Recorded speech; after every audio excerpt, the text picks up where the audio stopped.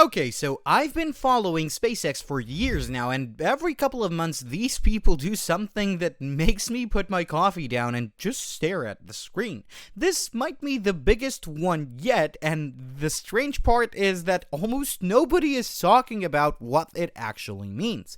Here's the short version. SpaceX is quietly trying to turn Starlink into the company that controls how the entire planet gets online. Not rural internet, not a backup for when you're camping. The whole thing. Your phone, your flights, your emergency calls, all of it. And there's a rumor floating around Wall Street right now that would make it happen almost overnight. I'm gonna walk you through the whole story, the money, the rumor, and the Tesla news that ties right into it. Now, when Starlink first showed up, the pitch was simple and honestly a little boring.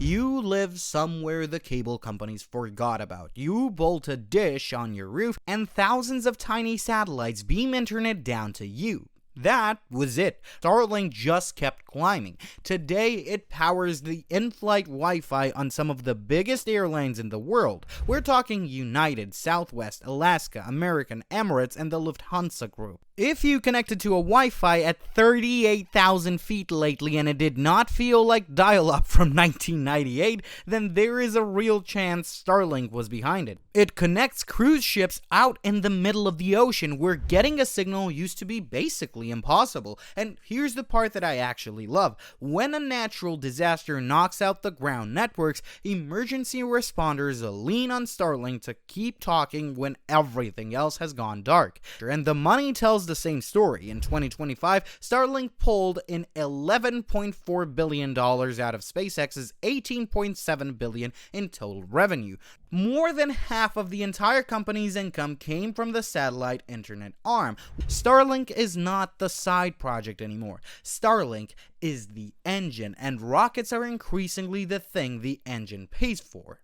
So here's where it gets spicy. Analysts at TD Cowen, led by a guy named Gregory Williams, floated an idea that got the whole market talking. If SpaceX cannot cut a deal to lease space on someone else's network, or if it simply decides it would rather own a wireless carrier outright, the clear choice to buy would be T-Mobile. Yes, that T-Mobile. The one with over 100 million subscribers, and the reasoning actually makes a lot of sense once you sit with it. Starlink and T-Mobile are already partners on direct-to-device connectivity, that feature where your phone links straight to a satellite when there's no cell tower around. The two companies already know how to work together, but there's a catch. To offer real mobile services in cities and suburbs, not just the empty countryside, Starlink needs the ground-level network access. And according to analysts, the big three carriers, Verizon, AT&T, and T-Mobile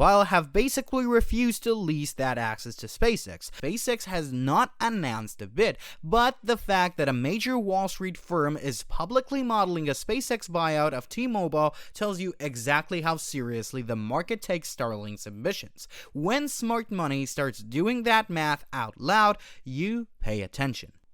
For 100 years, your phone has talked to a cell tower, tower to tower, and that's how the whole system works. What Starlink is building flips that on its head. Your phone talks directly to a satellite in orbit. No tower needed, and once you can do that at scale, the ground-based carriers are not the gatekeepers anymore. They are competition. SpaceX has said this out loud in its own filings, describing Starlink Mobile as a direct competitor to Verizon, AT&T, and T-Mobile, and pointing at an addressable market it pegs at around $740 billion.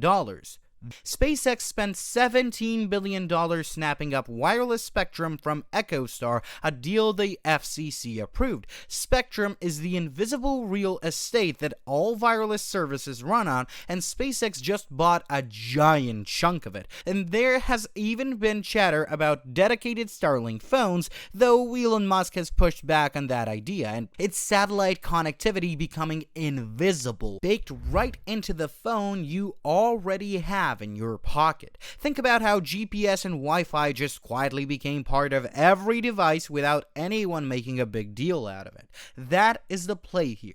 Seamless everywhere, and you never even think about it which satellite you're on. That, to me, is way more disruptive than any single gadget. Now, if all of this I mentioned was interesting to you, it's time for me to hit you with the scale because it's genuinely wild. Starlink already serves more than 10 million subscribers around over 160 countries and markets, and the growth curve is almost comical. It went from 2.3 million subscribers in 2023 to 4.4 million in 2024 to 8.9 million by the end of 2025, and it kept climbing past 10 million since. That's not steady growth. That is a rocket, which, I mean, fair enough. Now here's the kicker that ties it all together. Starlink is the only part of SpaceX that reliably turns a profit. The space division and the AI bets are running big losses, and Starlink is the thing quietly funding the whole ambitious empire. That is a huge part of why the company carries such a massive valuation. When one business unit is both your cash machine and your growth story, investors are going to dream big. And in this case, I honestly get why. Now, flip over to the other side of the Musk world because Tesla just quietly dropped something that fits this exact theme of connected, automated everything. Tesla published a first responder guide for its Robotaxi program, and it pulls back the curtain on how a fleet of self-driving cybercabs would actually behave during an emergency. Here's the cool part though. If there is an accident, a fire, or a road closure, first responders can call Tesla and request a temporary geofence. Tesla then remotely blocks robotaxis from entering roughly 1,000 feet around that spot for about an hour, and the cars automatically reroute themselves around the scene. Think about that for a second. A firefighter on the ground can basically draw an invisible bubble around an incident, and every driveless car in the area just politely stays away without a human touching a single steering wheel. The Cybercab itself runs at full level 4 autonomy with no wheels, no paddles, and it's even designed to pull over on its own when it detects sirens.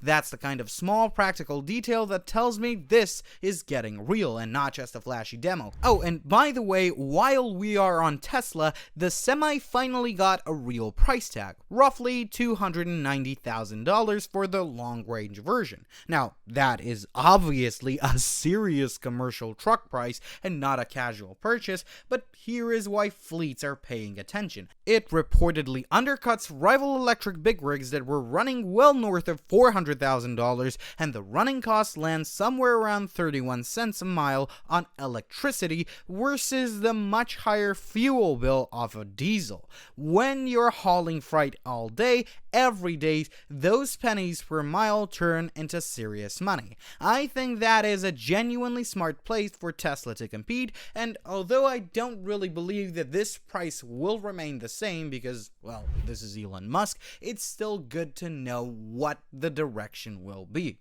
Now back to SpaceX, and here's my honest take. What SpaceX is doing is not just insane in the clickbait sense, it's insane in the ambitious kind of admirable sense. They took a rural internet service that most people wrote off as a novelty, and they're turning it into a serious run at the global telecom industry, funded by its own profits and backed by $17 billion in spectrum, also rumored to be circling a 100 million subscriber carrier.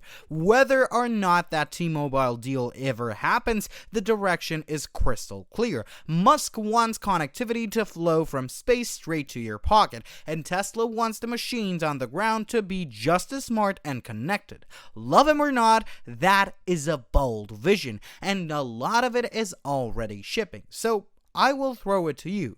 Do you think SpaceX actually pulls the trigger and buys a carrier, or does it just build its own network from scratch? Drop your prediction down in the comments because I read them and I genuinely love arguing about this stuff. And if this breakdown helped the whole story click for you, do me a favor and smash that like button, because it truly does help the channel more than you would believe, and subscribe so you catch the next one when this saga inevitably takes another crazy turn, because with these two companies, it always does. Thanks for hanging out, and I will see you in the next one.